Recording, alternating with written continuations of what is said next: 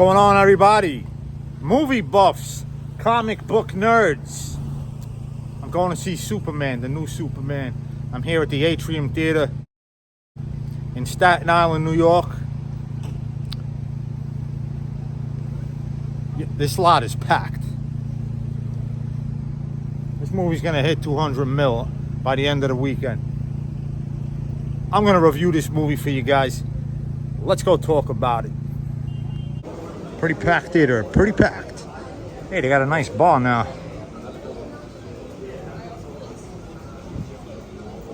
Pete Davidson took Kim Kardashian here on a date in the lovely neighborhood of Great Kill, Staten Island. Nah, no candy for me. Straight to the theater. Just saw it. First and foremost, it's a movie for the fans. It's for Superman fans, people who are acquainted with the comics, acquainted with the animated series. It's one of those films that will not disappoint a Superman fan. It was very action heavy. A lot of action, and I felt like some of these scenes could have been shorter, the action scenes, and the running time could have been used to perhaps develop the characters more. Yeah, we didn't want another origin story for Superman. We didn't want to see him in the spaceship going to Earth and all that, and we know the origin story, but a little more development, you know. Some of the side characters, Guy Gardner, the Green Lantern, was hilarious. Mr. Terrific was cool as hell. And Corrinswet, I still don't know how to say his last name. Corrinswet. They say he was a little too goofy. A lot of people said he was too goofy and not really the perfect specimen that Superman should be.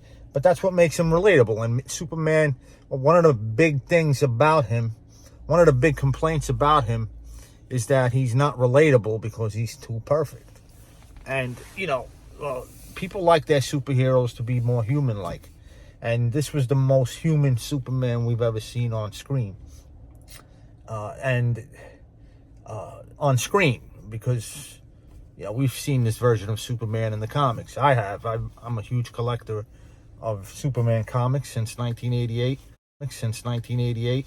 I have over 500 of them. I watched all the animated films. I'm a hardcore Superman fan, and he is my favorite superhero. But this is no Man of Steel. I'm just going to tell you guys right now, this is no Man of Steel. I like what Corrinswet did. I don't know if I'm saying his name right. You catch my drift. I think I'm saying it right. I like what he did with the character. I like how James Gunn treated the character. I do. Henry Cavill, that was his take. That was Snyder's take. And I love that too. It's a much more serious film. Much more serious take on the character. A darker take on the character. This one was, you know, this Superman was a cool Superman and a human Superman. He wasn't, you know, he got scared. He got hurt. He bled. He was, you know, I like that. And overall, guys, if I were to rate this film, I would probably say Man of Steel, I gave a 9 out of 10. This is not a 9 out of 10. I think it was a very fun film.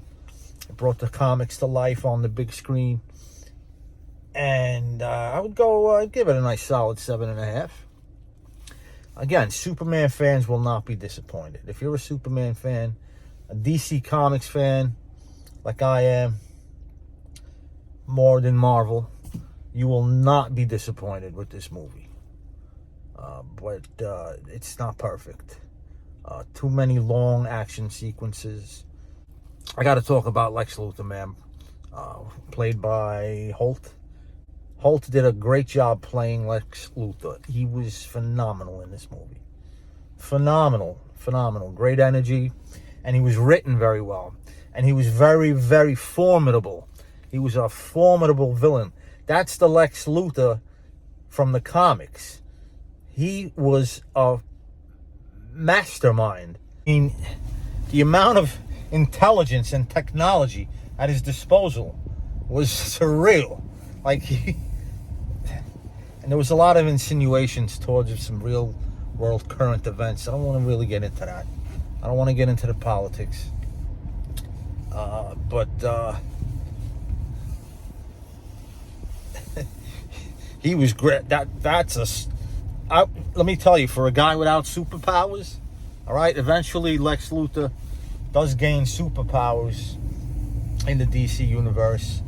If you read the comics and stuff, you'll know that he dabbles with his body and things like that. And but in this movie, he had no superpowers. But that was a super villain. That is the definition of a super villain. Lex Luthor in this movie, in the new Superman movie, was like no other Lex Luthor in the film universe, in the cinematic universe. But yeah, that was Lex Luthor, man. It ended okay, yeah, they'll make another one. They're gonna make another one for sure. So we'll see how the reactions go. Went to a 10 o'clock show. Fairly good turnout at the theater. Fairly good. I'd say half the theater was full, and that's at 10 o'clock at night on a Thursday. So people are going to see this thing. Lots of techno babble, sci-fi, hard sci-fi. All right, pocket dimensions. I don't want to say too much, but a lot more than that. All right, lots of sci-fi. That's what I loved about the film the most. All right, because the Clark and Lois relationship was like, you're thrown right into it. You know, we didn't see it develop. You're just thrown right into it. And overall, the movie, you're thrown right into it. If you don't know who Green Lantern is and why he has the ring, you're not going to know why he has the ring. You need to know who these characters are. Mr. Terrific, too. And Hawkgirl and all the side characters. And this thing is going to develop into a full-fledged Justice League movie. If there's a sequel, it's going to be a Justice League film. And you're going to see more Justice League members.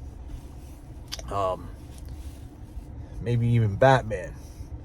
Although Gunn already said that he's doing Wonder Woman.